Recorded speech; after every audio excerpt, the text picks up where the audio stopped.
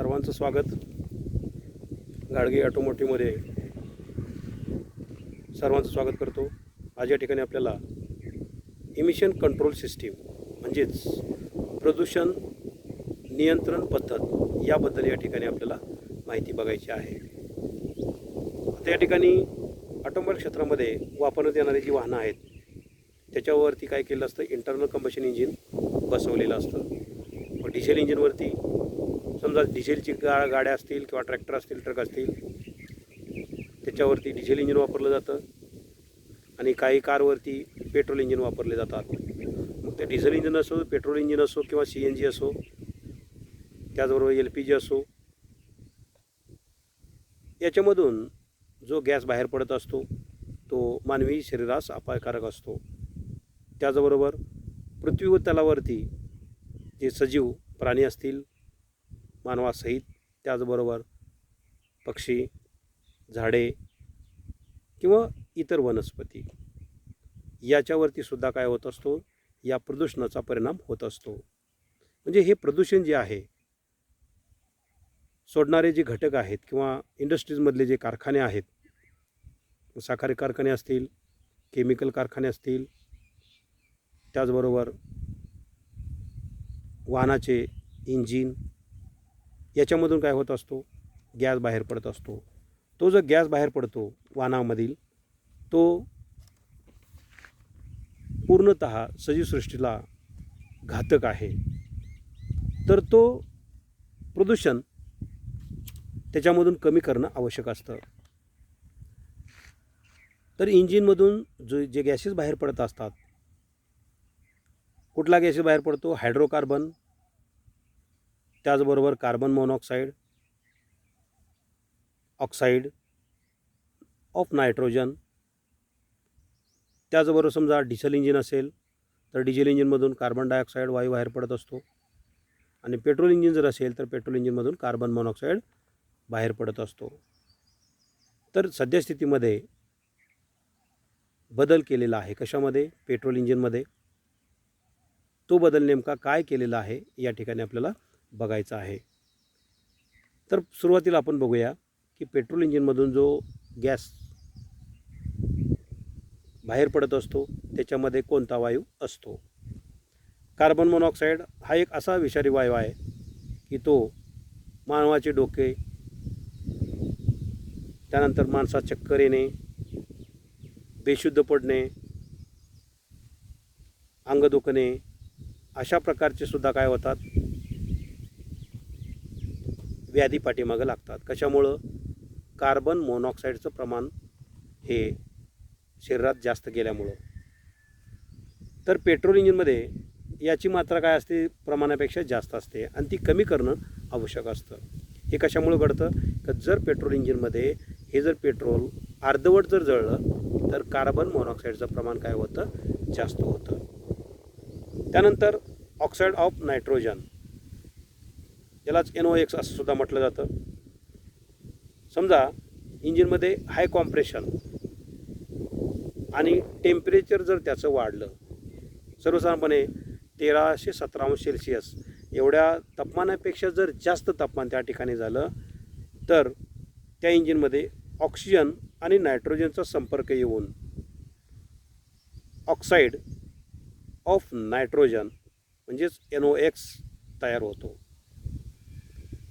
त्यानंतर हायड्रोकार्बन, कोणत्याही IC इंजिनमध्ये एक्झॉस्ट ज्वलन पूर्ण होत नाही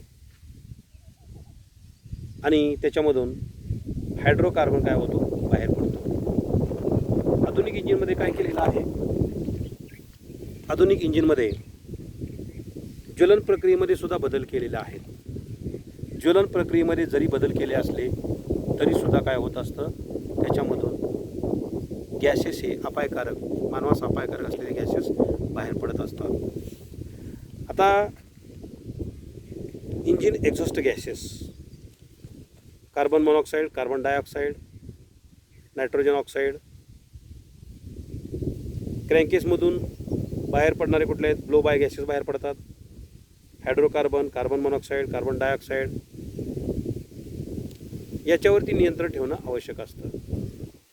आणि याच्यावरती नियंत्रण ठेवण्यासाठी सध्याच्या BS4 आणि BS6मध्ये बरेचसे बदल केलेले आहेत. इलेक्ट्रॉनिक सिस्टीमसुद्धा आहे. इलेक्ट्रॉनिक सिस्टीमद्वारे काय केलं जातं, तंतोतंत त्याचं पालन केलं जातं. का? कारण इलेक्ट्रॉनिक सिस्टीममध्ये सेन्सर दिलेले असतात. ECM हा एक महत्त्वाचा घटक असतो. इलेक्ट्रॉनिक कंट्रोल मॉड्यूल किंवा त्याला इंजिन कंट्रोल मॉड्यूलसुद्धा म्हटलं जातं. त्याच्यामध्ये मायक्रो प्रोसेसर हा एक भाग असतो. सेन्सरकडून माहिती मिळाल्यानंतर काय करतो, तो योग्य का अयोग्य हे ठरवतो आणि कमांड देत असतो. तर यामुळं काय झालेलं आहे, फ्युअल हे पूर्णतः काय केलं जातं, जाळलं जातं आणि का गॅसेसचं जे प्रमाण आहे ते सुद्धा काय केलं जातं, कमी केलं जातं. आता सध्याच्या याच्यामध्ये समजा पेट्रोल इंजिन जर असेल किंवा डिझेल इंजिन असेल, त्याच्यामध्ये EGR सिस्टीम एक दिलेली आहे, एक्झॉस्ट गॅस रिसर्क्युलेशन सिस्टीम. तर हा जो एक्झॉस्ट गॅस रिसर्क्युलेशन सिस्टीममधील जो घटक आहे या ठिकाणी काय केलं असते की EGR वाल्व सेंट्रलला दिलेला असतो. तो व्हॅक्यूमवरतीही कार्य करतो आणि काय वाहनावरती इलेक्ट्रॉनिक पद्धतीने सुद्धा काय करतो, कार्य करतो. तर त्याची एक पाईप एक्झॉस्ट मॅनिफोल्डला जोडलेली असते आणि एक पाईप काय केलेली असते, इनलेट मॅनिफोल्डला जोडलेली असते.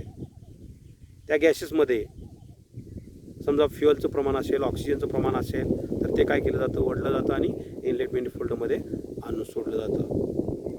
असं नियोजन काय वाहनावरती म्हणजे BS6 BS4वरती आहे.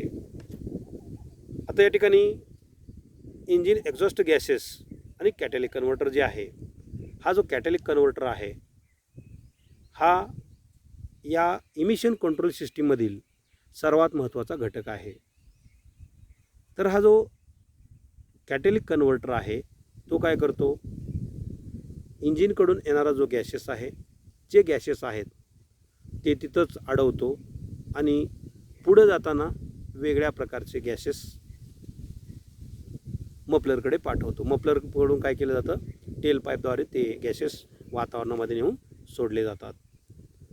तर हा जो कॅटॅलिक कन्व्हर्टर असतो तो एक्झॉस्ट सिस्टीममध्ये जोडलेला असतो.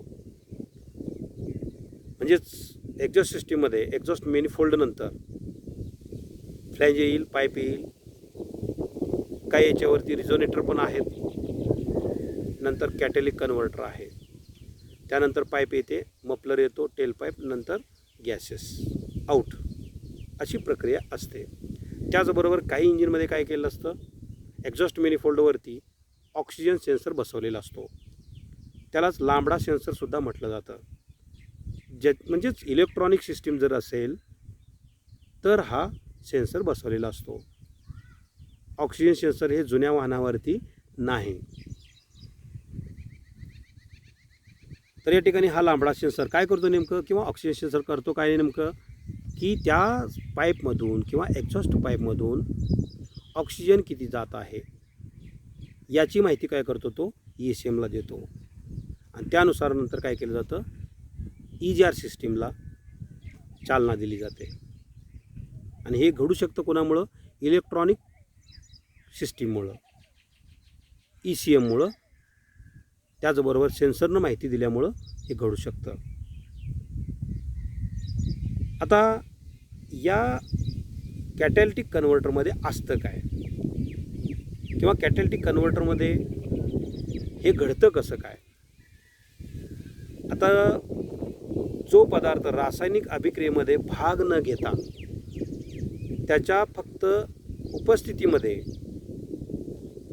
त्याच्या आतून अभिक्रिया घडून येते, त्यास कॅटॅलिस्ट असं म्हटलं जातं. म्हणजे काही काही शोरूमवाले किंवा मेकॅनिक जे आहेत, मिस्त्री आहेत, ते कॅटॅलिक कन्व्हर्टर म्हणण्याऐवजी कॅटॅलिस्ट असं सुद्धा म्हणतात.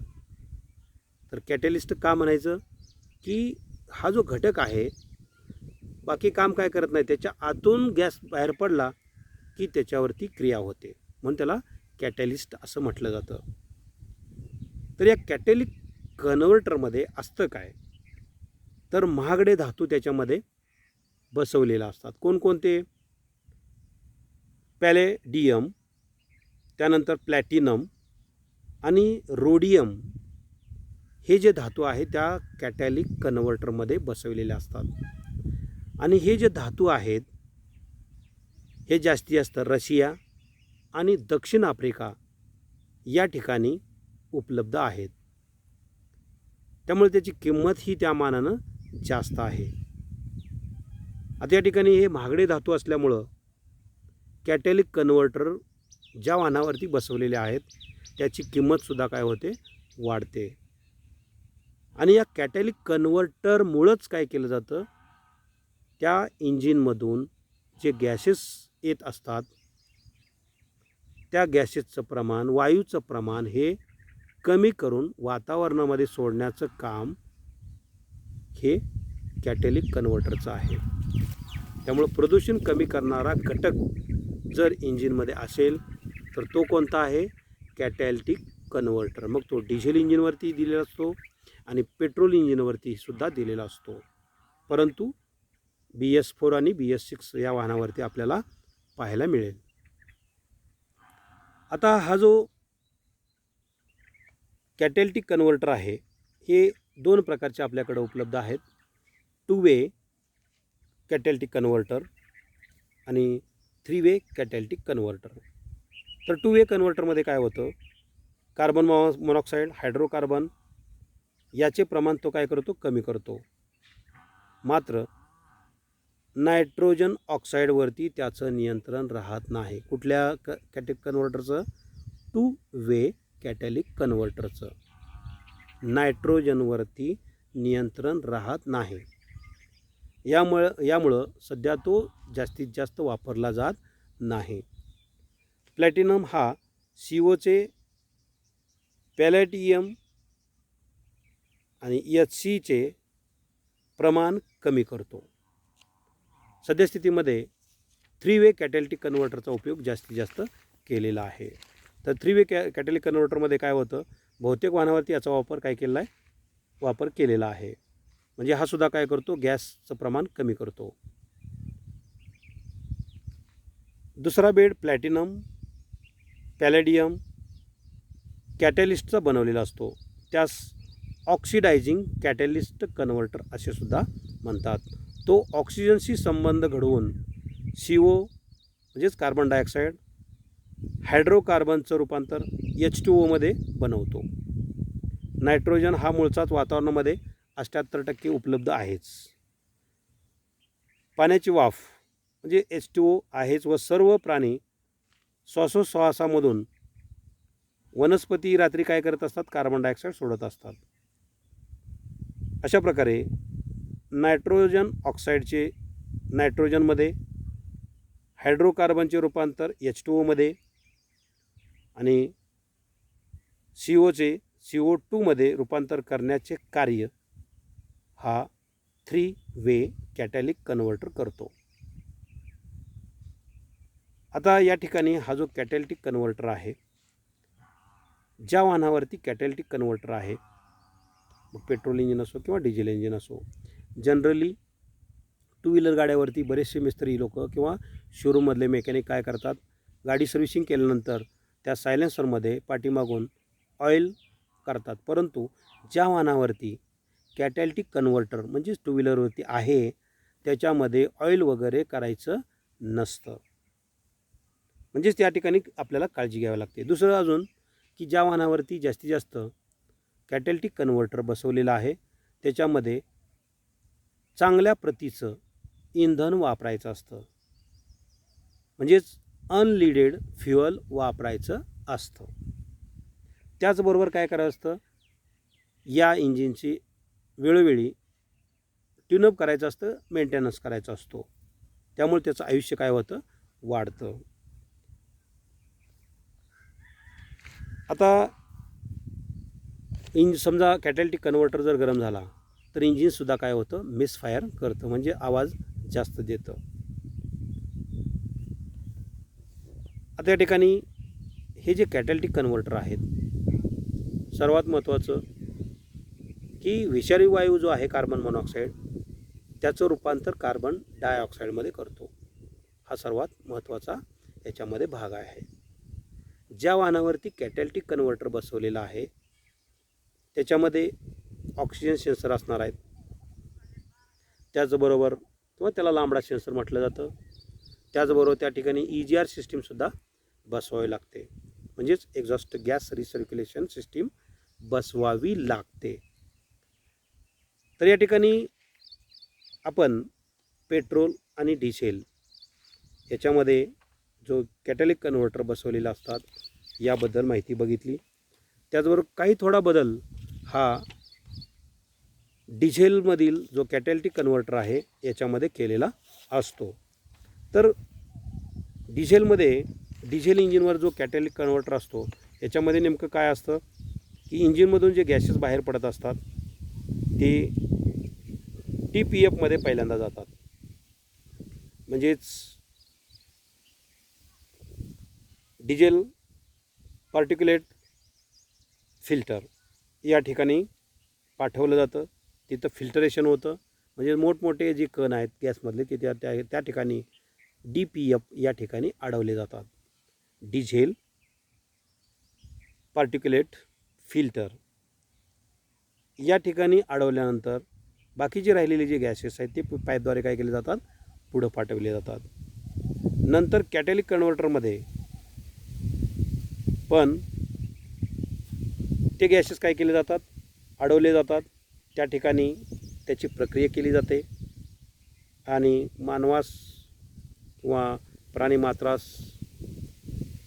सहन होतील असे वायूमध्ये रूपांतर करून ते गॅसेस काय केले जातात, बाहेर काढले जातात. त्याच ठिकाणी अजून काय केलं असतं, डिझेल इंजिनवरती जो कॅटॅलिक कन्व्हर्टर आहे त्या कॅटॅलिक कन्व्हर्टरच्या पुढील बाजूस एक DEF बसवलेला असतो, म्हणजेच डिझेल एक्झॉस्ट फ्लुइड हा एक घटक बसवलेला असतो. या घटकामुळे सुद्धा काय केलं जातं, प्रदूषण कमी केलं जातं. त्याचबरोबर या कॅटॅलिक कन्व्हर्टरच्या पुढे SCR हा भाग असतो, सिलेक्टिव्ह कॅटॅलिटिक कन्व्हर्टर असा, किंवा रिडक्शन, सिलेक्टिव्ह कॅटॅलिटिक रिडक्शन, प्रमाण कमी करणारा घटक त्या ठिकाणी बसवलेला असतो. कुठं, कॅटॅलिटिक कन्व्हर्टरच्या आउटलेट मार्गामध्ये. अशा प्रकारे या ठिकाणी आपण पेट्रोल आणि डिझेल इमिशन कंट्रोल सिस्टीम जी आहे याच्याबद्दल माहिती बघितली. धन्यवाद. जय हिंद.